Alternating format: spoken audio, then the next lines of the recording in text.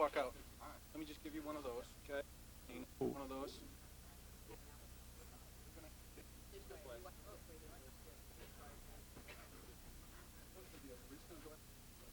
Basically, I'm good.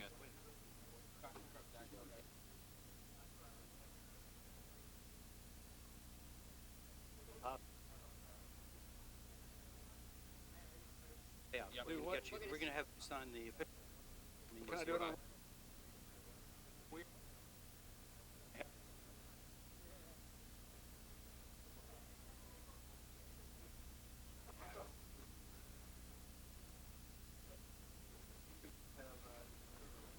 Dean and I go first, because you're going to be on the far side of the stage.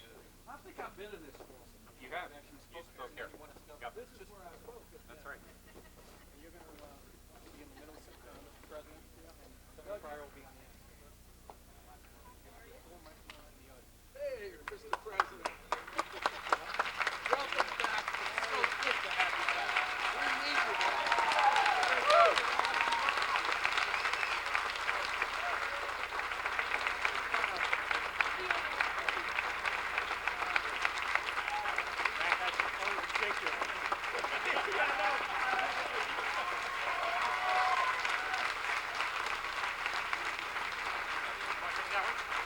What I'm going to do, yeah.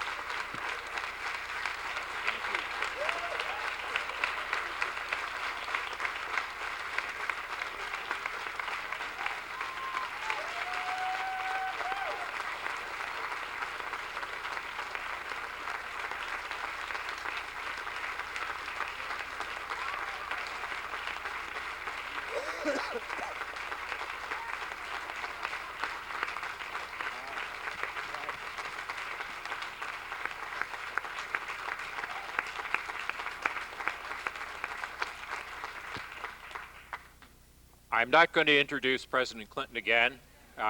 You all heard it before, and what's more, anybody who doesn't know who he is shouldn't be in this room in any way.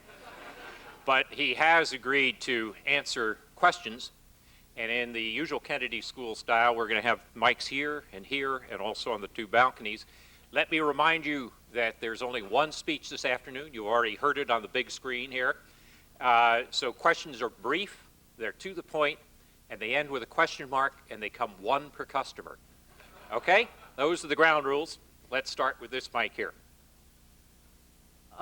My name is Taku Takaminato from Japan, a mid-career student at Kennedy School. It is the greatest honor for me to ask a question directly to President Clinton. Mr. President, I'd like to ask about the role of the United Nations in this globalized world. Some people says that the United Nations should have its own military and utilize its own military freely in order to maintain the world order. Could you tell us your opinion concerning the United Nations leading world order? And at that time, what responsibilities do you hope Japan to take in the United Nations and in East Asia? Well, first of all, I think the United Nations should not have its own military, but I do believe it should know that it can call upon the countries that have the capacity to do so to contribute a certain number of troops to peacekeeping missions. And the way it works today, it's sort of a catch-as-catch-can business. I actually suggested to our military, and I got in a debate, and the Pentagon basically talked me out of it. And I'm not sure they convinced me I was wrong, but I wasn't sure I was right enough to impose it on them, that we ought to have a situation in the American military where people, in effect, can double volunteer. They volunteer to join the military, and then if they want to volunteer to be part of a UN peacekeeping force, we would train them, especially in peacekeeping. Now, our military said that that was, in a way, not a good idea, because when people volunteer for the military and they join, they swear an oath to perform whatever duty they're asked to carry out, and that we shouldn't chop up the military when we were making the force smaller. We should just use whomever we needed to use. But it does make it more difficult politically if there's a potential controversy or a potential loss of life if people hadn't actually said, I'd be happy to do this. But I think that where we're moving is that the countries will become more reliable in both in funding and providing troops. Now, Japan has, as you know, like Germany, in the 50 years since World War II, has been basically a non-military country, or a country that didn't send troops beyond its borders. In Japan's case, always a strict ceiling below 1% of GDP on defense. And all those things are now being reexamined. I do believe, because so many of these struggles of the next 50 years are likely to have some manifestation in Asia, that it would be a good thing to have the Japanese involved to the extent that they feel that they can. That's what I believe. Balcony on the right side.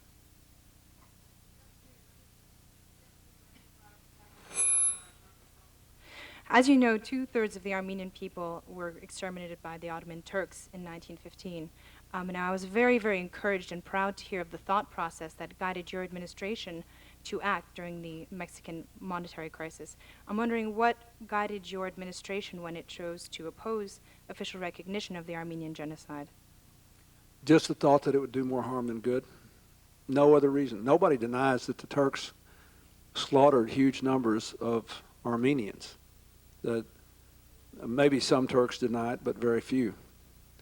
The real question is, this has become a very important thing for the Armenian American community, thinking that somehow their sacrifice will never be acknowledged until the United States government puts the word genocide on it. I was more interested in trying to get the Turks and the Armenians reconciled, and trying to solve also the problems between Armenia and Azerbaijan over Nagorno-Karabakh. And I thought that, and trying to get the Turks to play a constructive role against Islamic fundamentalism, and I thought it would do more harm than good to proceed, and that's what previous administrations thought as well, of both parties.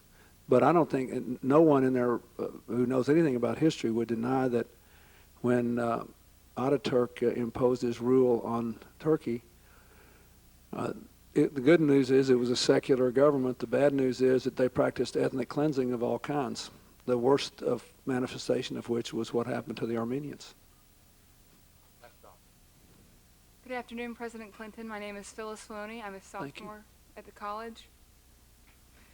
Sorry, I could barely see that young woman there, but I can't see you at all, but I'm going to hide my... The lights are hard, but... It's okay. Yeah. Go ahead. Okay. In this age of globalization, do you think the United States will remain the world superpower? And if not, which country or what system will replace it? Do I think we will remain a superpower? Yes, sir. Yes, I do. But I think it is highly unlikely that it will last, that we will be the only superpower and have the position we now occupy for more than another, couple of decades. The European Union will continue to integrate, and as they become more integrated, they will be both more populous than we are, and they'll have a bigger economy. The Chinese and Indian economies, I'm convinced, will continue to grow. And if they follow sensible policies and don't spend too much of their money on military costs, they will grow more quickly. And so I think in 20, 30 years' time, when we're still a very powerful nation, but no longer sort of striding the world like a colossus economically, politically, and militarily, we are very likely to be judged and dealt with based on how we use the time, this unique moment in history when we did have this monopoly, if you will. Which is why I argue, one of our big foreign policy debates in Washington before I got there, while I was there, and after I left, was whether America should involve itself in places in the world that don't affect our immediate security, especially if we weren't sure we could win. And in the Cold War, there really was something to be said for the proposition that we had to be ready for a major confrontation, A, and B, if we spread ourselves too thin and we failed, we would lose prestige vis-a-vis the Soviet Union. I argued, and argue today vis-a-vis on the Middle East, that if you're in a situation where you have demonstrably more economic, political, and military power than any other country on earth, it hurts you worse not to try than it does to try and fail. when the issue is peace in the Balkans, tribal wars in Africa, Haiti, all the stuff I did. You know, you could say, well, that's self-serving. You're justifying what you did. But I did it because A, I thought it was right. B, nobody else could do most of what we did. And C, I believe we will be judged and treated 20, 30 years from now, in part based on how we behaved at this rather unique moment in history when we were the dominant military, political, and economic power in the world. And so I think we need to get caught trying even in places where we don't succeed. This floor mic. Yes, President Clinton, I hope you don't mind me addressing you that way.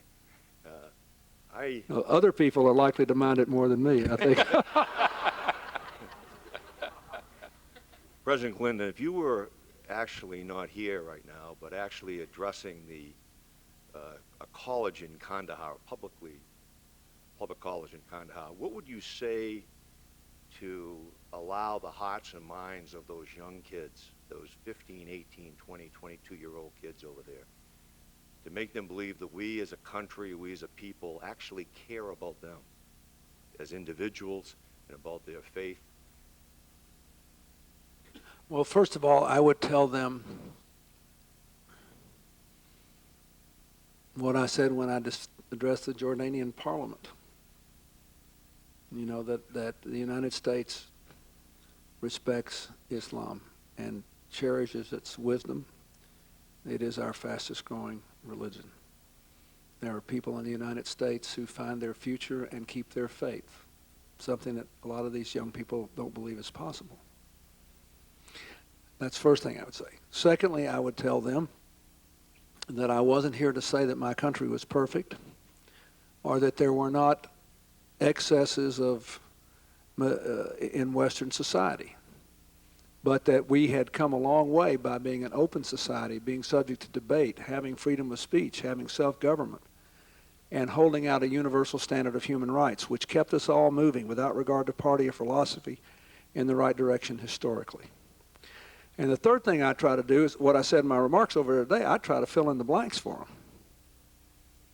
You know, I would remind them that the Gulf War, which President Bush led, was to free the Islamic people of Kuwait. And it wasn't just about oil, because we had, if it were just about oil, then all those Middle Eastern Muslim countries that supported us, who didn't need any oil, would not have done so. That there was nobody in the world willing to go to bat for the Bosnians and the Kosovars until the United States organized an international coalition to do it, and they were poor Muslims.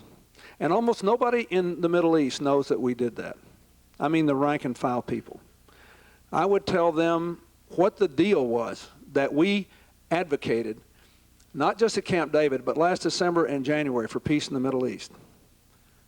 Virtually the entire West Bank and Gaza as a state for the Palestinians, and compensating land in Israel for that which could not be given up because of the core settlements. They can't close 100% of the settlements. East Jerusalem, the control of the Temple Mount, the whole, you know, virtually everything on that score the Palestinians wanted.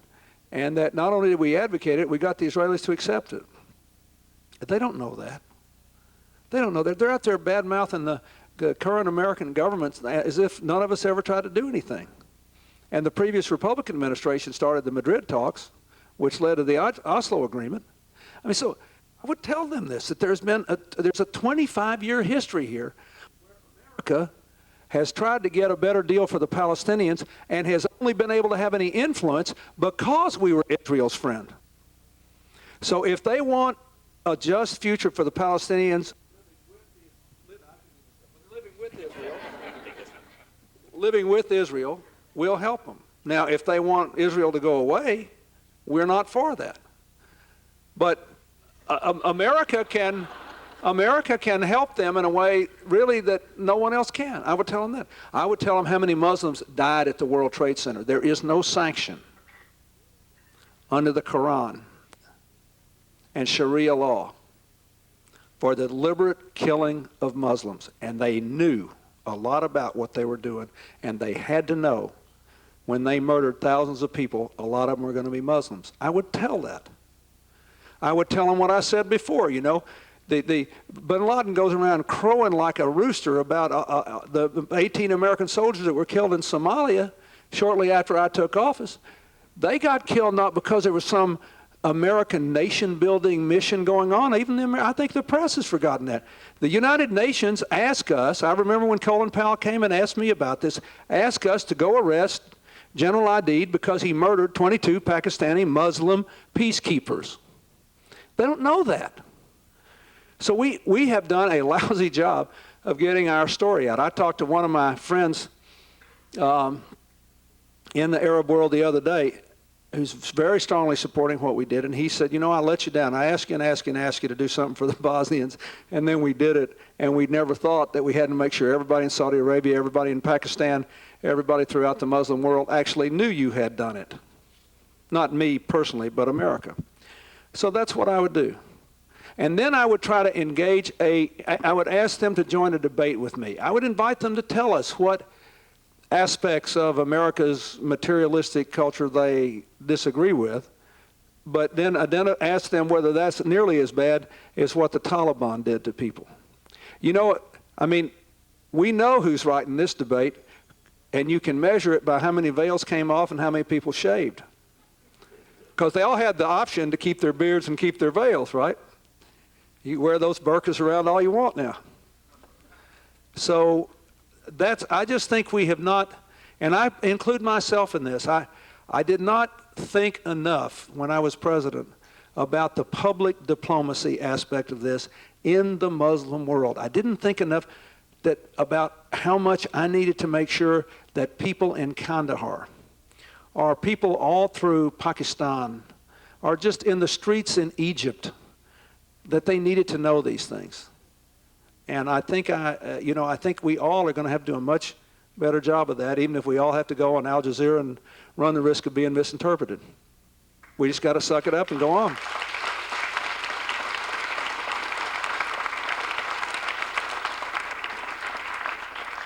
Go to the right floor. Good afternoon. My name is Amit Borde. I'm a graduate student here at the Kennedy School, and I'm from India. Just want to build up on the previous question. A lot of experts have argued that some of the United States foreign policies and economic policies have been responsible for some part of the hatred that goes around in some parts of the Muslim world. And some organizations that the CIA supported have come back to haunt the FBI and the United States public and so on. I was wondering, looking back at your 8 years administration, are there things other than public diplomacy that you would have done differently which could have reduced a bit of this hatred? Well, let me say, first of all, I think there's something to that, but keep in mind, let me just say one other thing I did that I don't think people we get no credit for except among the leadership. I acknowledged American wrongdoing 50 years ago in Iran, which disrupted a budding democratic process which might have led to a reconciliation of Islam and modernity in Iran, which could have changed the whole last 50 years. And I also went to the United Nations, and when I spoke in my last year, I stayed there in my seat to listen to President Khatami give his speech. And it was much noted. And I noted that President Bush has continued this and is looking for some sort of rapprochement there if it can be done consistent with the fact that we can't do business with anybody who insists on continuing to promote terrorism. If we can work through this, it's a fabulous opportunity for us. Are there other things I should have done? I don't know. I'll think about it. But I think that, let me just say, I think we should have done even more than we did, but I did as much as I could get through the Congress to promote what is disparagingly called nation building, in the sense that I think we should help increase the capacity of countries to make progress for themselves, to create the conditions, the institutions that make progress possible. That doesn't mean necessarily we're sending soldiers there, but we are helping them with that. I think we should have engaged more openly in debates about what people's real beefs about America are. And I don't think it's too late to do that. That's something I want to try to do. I think we should invite people to come here and say, here's what I think your country did wrong, and here's how I think you could do better. So I'm sure that we're not blameless in all this, but I still believe that people know, they know a few things about America. We never sought to impose our will, at least in the modern age, on other people. We have no territorial aspirations. And we are increasingly, believe it or not, less dependent on Middle Eastern oil because we're going to become more energy efficient, even though there are people in America who don't want us to be. And insofar as we buy oil, we're going to buy more of it from different places. So that rap on us that we're just holding up bad regimes that cause problems just to get oil is going to have less and less factual resonance. No one can change that. So we're going to have to reimagine it. One of the things that I've often thought is, we walked away from Afghanistan after the Soviets got beat. That was a mistake. So maybe I could have done more to engage them. But I think it unlikely. I did send Bill Richardson, when he was ambassador to the United Nations, to talk to the Taliban to try to get them to stop supporting terrorism, try to get them to give up bin Laden, do all this stuff. And as you see from what President Bush was able to talk to them from a much different perspective after all these people were killed, and their talking didn't do any good. So I think it's more fruitful to think about what we should do going forward. But I don't think America should be too defensive about this. If we made a mistake, we should fess up to it. But at least we're not out there trying to kill people who live in these other countries. We want them to have a better life, and we need to put our actions where our words are. Right balcony. President Clinton, I'm Karen Lehman. I'm a mid-career student here at the Kennedy School. And you made many good points in your speech about making changes. I'm over on this side. Making changes in poor nations to make progress possible. And looking forward to the free trade area, the Americas negotiations, would you at this point see that as an extension of NAFTA, or in the light of September 11th, would you look at it as a broader agenda? You mean in terms of how its meaning or its content? Content. Well, give me an example. For example, there was some debate during the NAFTA negotiations about using a more European model of compensatory financing for some of the poorer countries in more of a development agenda. And we didn't get that far in the NAFTA negotiations. There was the North American Development Bank, and but would you think that we would need to link the development agenda? First of all, yeah, well, if you go back to what I said over there, which I think they piped in over here, I believe generally we should be doing more on development assistance to poor people in poor countries, but I think we should only do those things that we know work, and that in fact enable them to help themselves more. So with regard to the trade agreement, I would like it, and I think there's an increasing number of Republicans who are open to it, but still the leadership in the House is dramatically opposed to it, to have trade agreements that would contain basic fundamental labor and environmental standards, not designed to be protectionist on America's part, but designed to make sure that ordinary people's lives are lifted if they open their markets to our products and we open our markets to theirs. So I would like that. With regard to development assistance, I think, we know what works now. In the last year, since the EU and the United States and Japan and other countries gave debt relief to the 24 poorest countries that promised to put the money into education, health, and development, and were not otherwise involved in drug running or terrorism. I'll just give you two examples. Keep in mind, debt relief really means you don't make your interest payments anymore. None of these people are going to ever pay this money back. And it's actually cheap for richer countries to give debt relief because they instead of forgiving $1 billion worth of debt, they get to discount it by what the likelihood of it being repaid is. So it's actually easier on the budget. And what you save them is the interest payments. Now, Uganda took its interest savings in 1 year and doubled primary school enrollment and lowered class size. Honduras took its interest payments in 1 year, went from 6 years of mandatory schooling to 9. This is huge. Keep in mind, one of the biggest problems in Pakistan is the influence of the madrasas on the mindset of the kids, and they have 30,000 or so now because they quit funding their public schools over the last 20 years because they ran out of money. So targeted debt relief works, microcredit works, trade works if the rich countries really open their markets the way we have to Africa in the Africa-Caribbean Basin Bill. Our purchases from some African countries have increased 1,000% 1 year.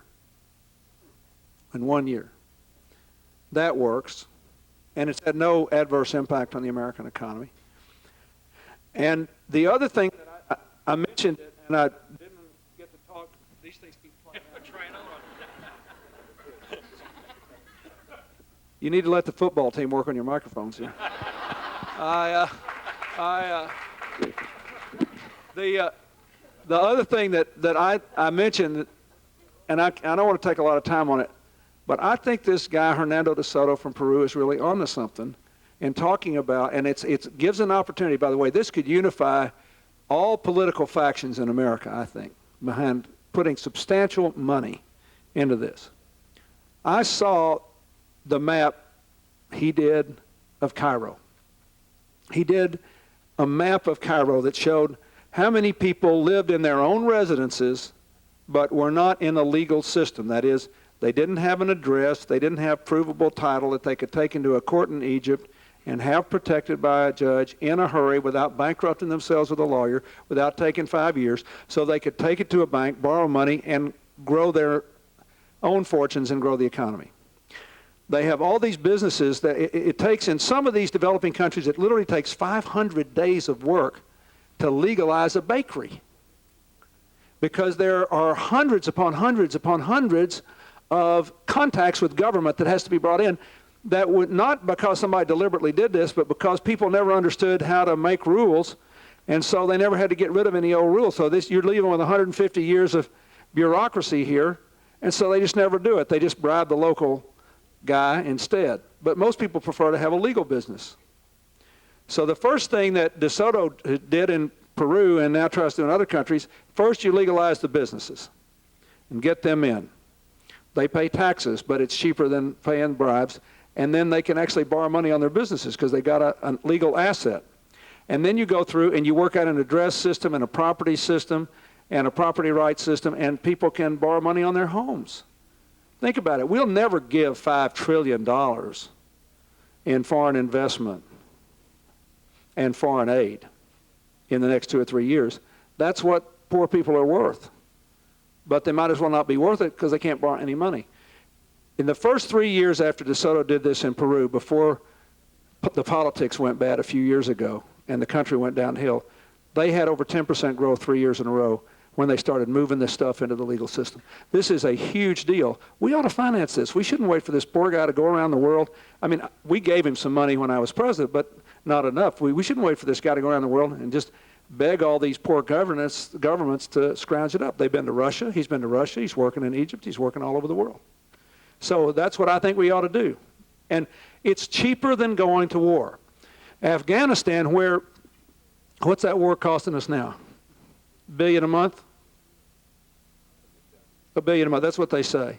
And the cost would go up considerably if we had to drop more ordnance, or if we had to if we couldn't go in with just these commando units to find bin Laden. So $12 billion a year is more than we now spend on all this stuff. And it's cheaper than going to war. Makes friends, makes partners, reduces potential terrorists. It's a laydown. And also makes trading partners. Over here.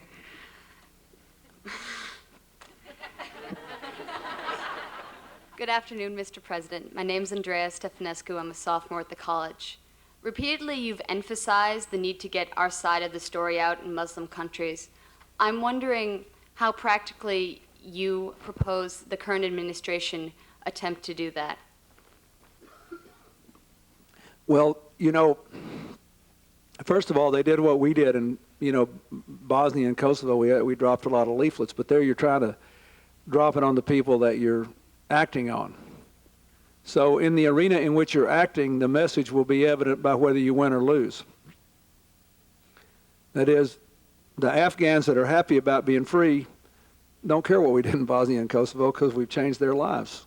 But, President Bush and the allies and our military people, they changed their lives. So they're happy, and they will either love us forever or they'll be mad forever. But what we need is more outlets in the rest of the world. We need to basically work on getting into the newspapers, on getting onto the the television network in the Middle East, even if we think there's going to be an anti-American slant. We need to have more people doing these interviews that actually speak Arabic, so if there's a nuanced twist of a remark away from us, then the person we have doing the interview, unlike me, would actually understand what the nuance is so we could counter it effectively. I'm not saying that people, public officials and other prominent people that have some standing in the Arab world shouldn't do interviews on Al Jazeera, but just that we need more and more Arabic speakers out there. And we need to ask if we can write articles in their newspapers. We might ought to have, we set up a Radio Free Asia when I became president. We might ought to have a special radio broadcast into the Middle East and really invest some serious money in it. When we know what the various television options are in the Middle East, in those various countries, we ought to think about whether there's anything else we could do to set up some kind of a network we could get in there. And we don't need to overly propagandize. We don't need to be perfect. We don't need to say there's nothing wrong with Western culture. We don't need to say that our lifestyles are too materialistic for a lot of devout Muslims. That won't change. We don't need to pretend that we're all the same or they have to like everything about us. All we got to do literally is get the truth out. Just the truth, just the facts would make a huge difference and would give us a framework within which we then might be able to manage our differences. Yes. Good afternoon, Mr. President. My name is Jonathan Chavez. I'm a freshman here at the college. Since September 11th, one of the most interesting public debates to emerge has been that between public security and individual civil liberties. Is there ever a point where individual civil liberties should yield to public security, or vice versa, and if so, at what point? Yeah, of course there is. If you think that the individual and collective survival of the people depends upon it, but the question is, see, I think this thing may have been oversold a little bit. I think it depends on how you define it. Let me just give you an example. When people started hijacking airplanes, not to fly them into towers, but to actually go somewhere, but they had, in order to make the hijacking work, if they wanted money or safe passage, they had to threaten to kill people. So the hijackers started to kill people. Most of you too young to remember this, but you used to be able to just get on an airplane. You can go through one of those airport metal detectors, and they didn't send your bag through an x-ray machine, everything. And you'd be amazed how many people growled about going through the metal detectors. And I grew up in Arkansas. So you had all these guys who wore these cowboy belts, and they'd go off. And if you had a cowboy belt and a money clip, you might have to go through the thing 4 times. You kept taking your clothes off, in front of other people. It got to be embarrassing, and people saw how much money was in your money clip and all. It just got awful. But we're laughing, but I'm telling you, it was, at the time it was new, it was new. And was it an imposition? No. Nobody says guns don't bring down airplanes, people do. And therefore, the next time somebody blows up an airplane, I'm going to really punish them hard. They say, I don't want anybody on an airplane with this, so make me go through the metal detector 57 times if that's what it takes. So I think what we don't want, and we got dangerously close to it. I signed an anti-terrorism bill that I had real reservations about because it didn't have limits on it. It allowed people to be arrested and detained based on information supplied by intelligence services, and then they could be held for a long time because to charge them and try them would require the disclosure of the intelligence source, which might endanger that person's life. And the last year or so I was in office, I worked very hard to get the Justice Department and the intelligence services to let as many of those people out of prison as possible, out of jail, because I thought, I can understand that for 6 months. I'll just give you an example where I draw the line. We all draw the line differently. It's okay. I know this sounds bad because I'm a fanatic civil libertarian, and I do believe in that their prosecutorial abuse exists. But I would say that it's worth it. You see the downside of not catching one of these conspiracies and what happened on September the 11th. So I would say it was worth it for a while, but at some point the government should have to decide to charge these people and prove up the case and protect the intelligence source in some other way, or let them go and follow them around hoping they'll take them to some bigger fish. Because otherwise, a totally innocent person could get caught up in this dragnet and be in prison forever. So that's the best example I can give you. I think if we are going to be in a position to arrest and hold people based on information we don't think we can make the basis of a public indictment. Although I might say, as far as I know, we've won all of our terrorist cases, criminal cases, and a lot of that evidence has been presented in court in closed session to keep it from becoming public, and to the best of my knowledge, none of it that was ever protected was published in the press. But if we insist on doing this, and again, I would say there may be examples when it's all right, there has to be a limited period of time after which people need to get out. You just can't hold people for 4 or 5 or 6 years and never bring them to trial. But in terms of subjecting people to, people come here on green cards, for example, to have to you know, inform people where they are, or the authorities, and to be able to keep up with them better, I think that we ought to be able to do that. I want to make one final point. I said this in my speech, but I want to say it explicitly. 95% of all the people in this room, at least, probably more, have your names, addresses, the credit cards you have, the utilities to which you pay bills, and your credit card balances in the computers today of American companies that make a living selling lists or doing mass mailing. Right now, under present law. Never mind this law that just passed. I mean before. The law we've had for years and years and years. The biggest problem we've got is that the government doesn't have the capacity a lot of these private companies do to track the whereabouts and the activities of people like the 2 suspects that the CIA identified when they did come into the country on visas. And keep in mind, guys like Mohammed Atta, if they come in here and they're going to do something on a 3-day pass, that's one thing. But if they have to stay for a long time, many of them will actually use their real names because they may get checked and they have to have utility bills and they have to get credit cards and they have to do these things. So I think the most urgent thing that we should all support is the government developing the capacity or contracting with somebody that has the capacity to use the information and techniques that are now perfectly legal that the private sector has all the time that we don't have.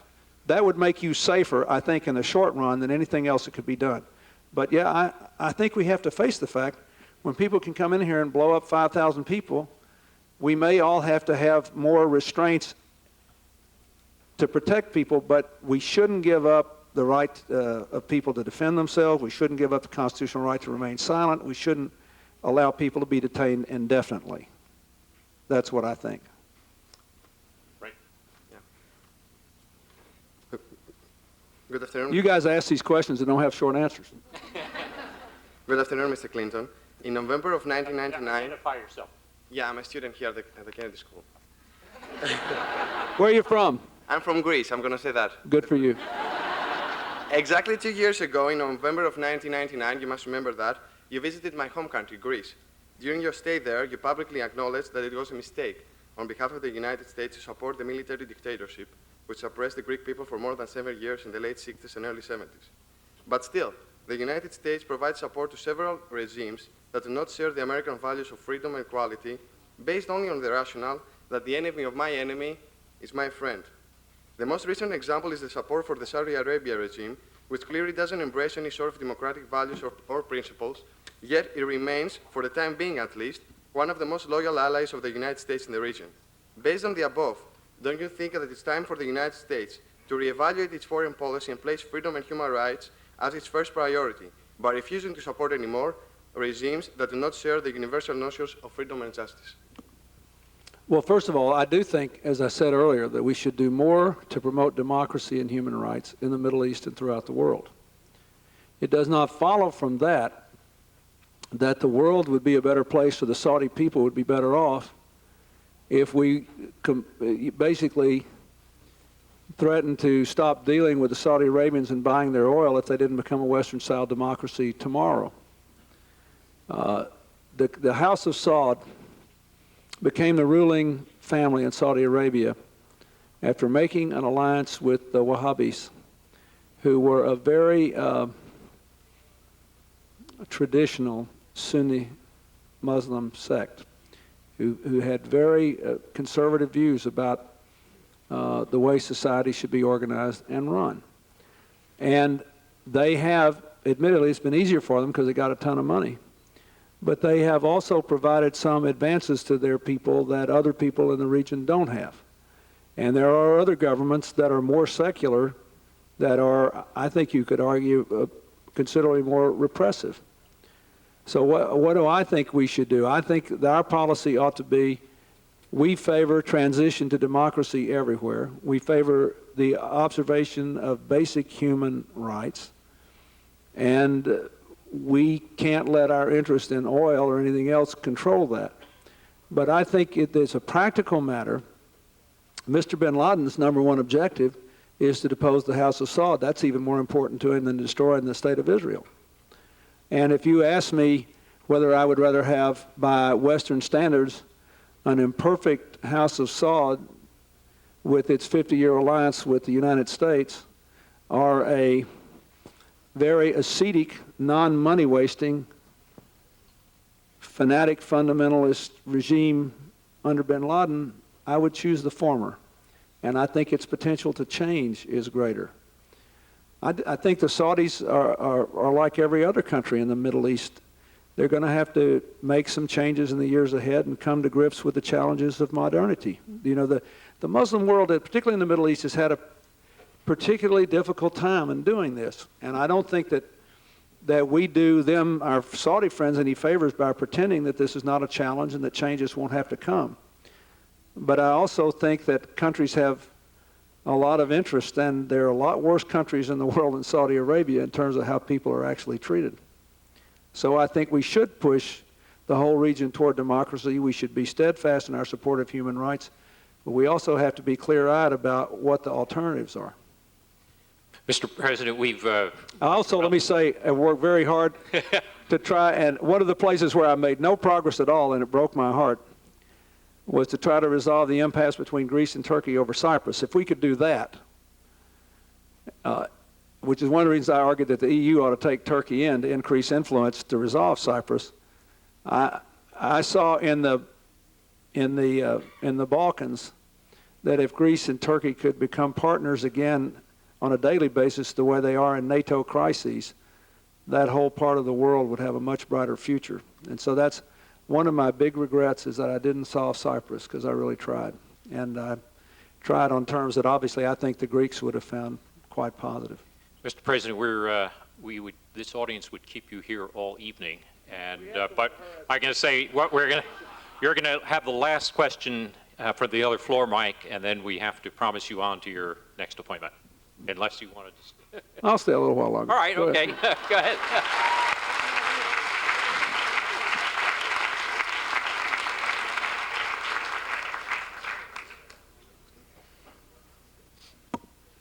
It's up to President. I'm supposed to be at President Summers' house, but you know, the mission of the university is... He's my boss.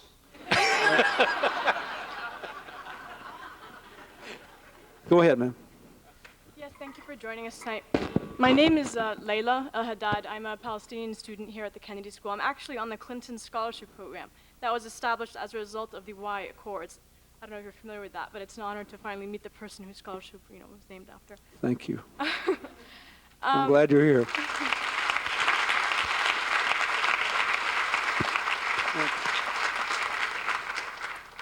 My questions to you are, why do you think Camp David failed? Bearing in mind all the complexities. And how do you think we can jumpstart the current negotiations? And two, do you think that Oslo was implemented at the expense of Palestinian democracy? That is to say, it gave so much regard to the end, the political and security ends, that it didn't really think about the means, of democratization with engaging the people, with engaging civil society.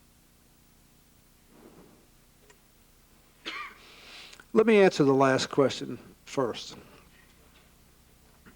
The state of Israel had a fundamental decision to make after the Madrid conference was convened and when the Oslo talks started. And that was whether or not the PLO was going to be the sort of identified potential peace partner. because you can't make peace with an amorphous people. You had to have, somebody had to say, Abu Allah sits down here and negotiates for the PLO, or you find this guy for Hamas, or this person for the Palestinian Islamic Jihad, or this person from some other group, or I like this person, I think I'll make a deal with him, although nobody's for him, you know. So you have to figure out, once they made that decision, the Israelis, the United States, as a sponsor of the peace process, has tried to help make it work. And I think that, you know, everybody knows it's not a perfectly democratic organization, plus which a lot of Palestinians actually get to vote in their deliberations who don't live in the area, which is also complicated in Mr. Arafat's calculations. So I don't know. You're the first person who ever asked me this question, and the honest answer is I don't know if we can or should have done any more about that, because I never had time to think about it. I've thought about how I wish they were more democratic, but I thought that they plainly had more popular support than any of the alternatives, and that our governments has done the right thing to try to deal with them, I think. Now, why did Camp David fail, and can we jumpstart the negotiations? First, I didn't expect Camp David to succeed, but I did think they would take the deal in December or January. I called the Camp David talks because, not only because the Israelis were eager to do it, but because I wanted the Palestinians to hear that the Israelis were prepared to give them virtually all of the West Bank and recognize virtually everything they wanted in Jerusalem, and to understand that we could work everything out except the Israelis would not agree to, and could not agree to, a universal right of return to the families to go back to the place exactly where they left after 48 or 67, because that would contravene the whole idea of Oslo. The idea of Oslo was the opposite of Northern Ireland. In the Irish peace process, we made a decision: majority rule, minority rights, shared decision-making, shared benefits. We relate to both Great Britain and the Irish Republic. And the compact was rooted in the fact that both sides understood that unless something happens, somewhere out there in the next generation, there'll be more Catholics than Protestants for the first time. So the Protestants said, I'll make a peace deal here, and we'll be in the driver's seat for a good little while. But unless we start having more babies, the Catholics are going to have more babies than we do, and they'll catch up, and they'll pass us. But then we will be protected because we honored their minority rights, and we had shared decision-making, shared economic benefits related to both Britain and Ireland, okay? They didn't do that. They said, no, we want to live together and work together in separate states that will always be a majority Arab state, Arab Muslim state, and a majority Jewish state. So this presented an enormous political problem for Arafat because he knew that the Israelis could not give up the right of return, but he didn't want to be seen to be giving it up for fear that he would be viewed as a traitor. And I have to tell you, when we all met the first night, I'll never forget, I've been working with them all for 8 years by then. I said, look, guys, I'm not going to break it off on you to do this, because Rabin is dead. Sadat is dead.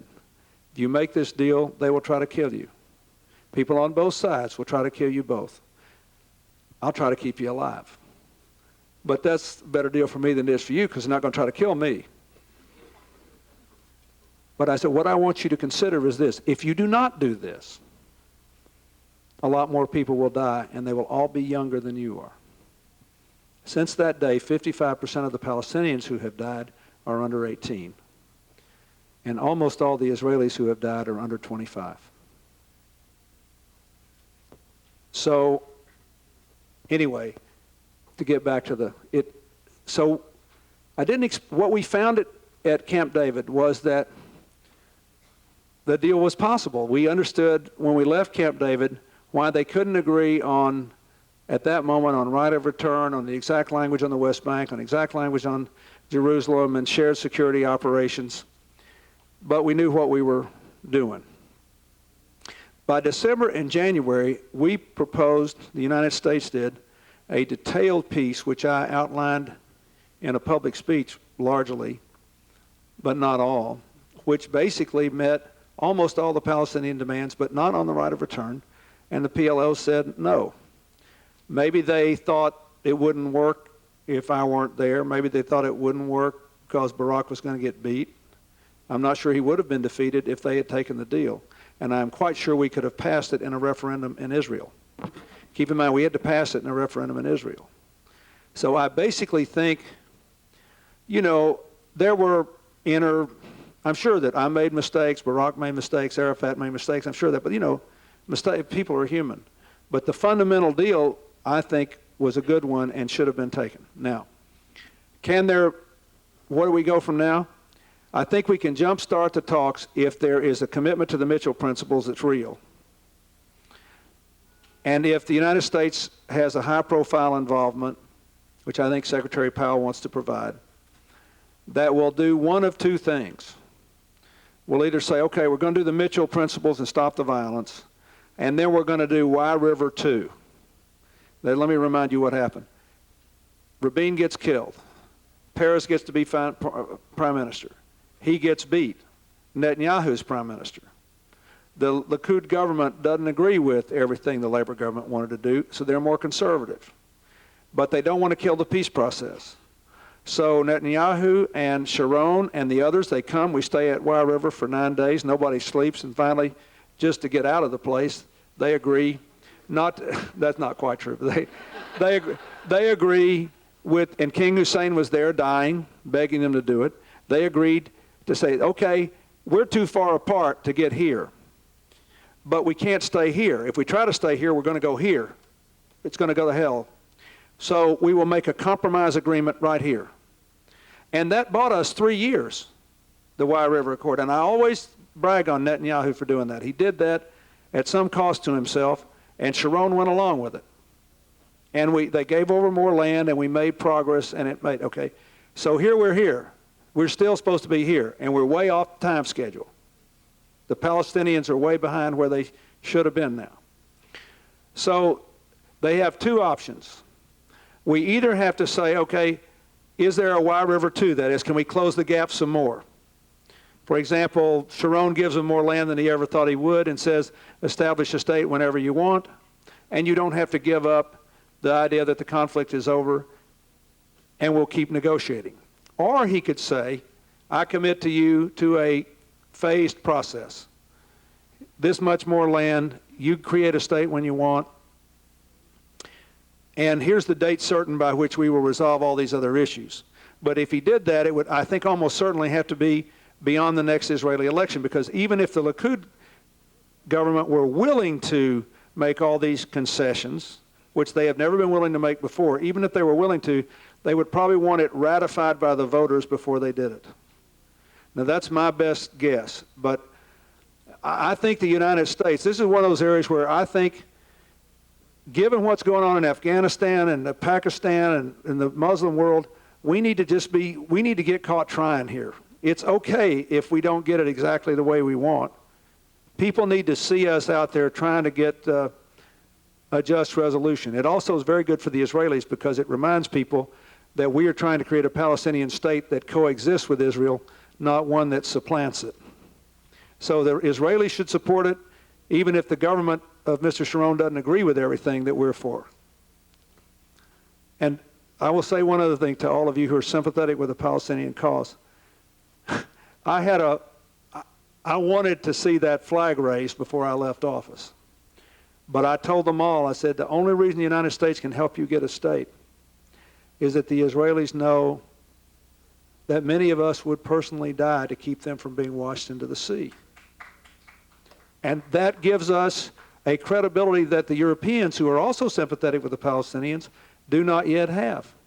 So I've told all the European leaders that I talked to, you should tell the state of Israel you're prepared to guarantee their security and Palestine's security.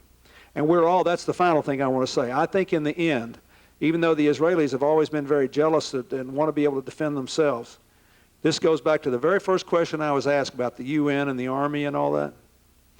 I believe that the EU and the United States and even people who live a very long way should be prepared to have the United Nations or some other body guarantee the security of a new Palestinian state and Israel in order to get this done. We need for people to know that if we make this deal, there will be enemies out there. There'll be people who think it's a bad deal, Israelis and Palestinians, that we are prepared to guarantee their security. I think it highly unlikely that there will ever be a final deal unless the United States, Europe, and others are willing to guarantee the security of Israel in a formal, explicit way, and the Palestinians.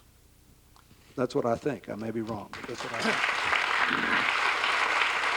I think we are. That's good.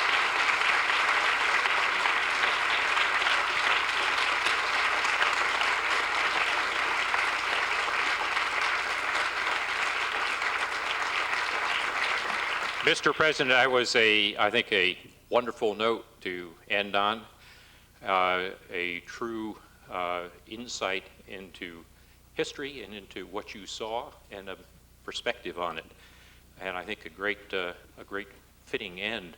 I must say that though we are very grateful to David Pryor, our great director of the Institute of Politics, for making this possible, and it is a sort of a murderer's row here of Arkansas in the front row with Mac McClarty and Barbara Pryor and Bruce Lindsay. And none of us ever thought we'd get to Harvard. We're just happy to be here.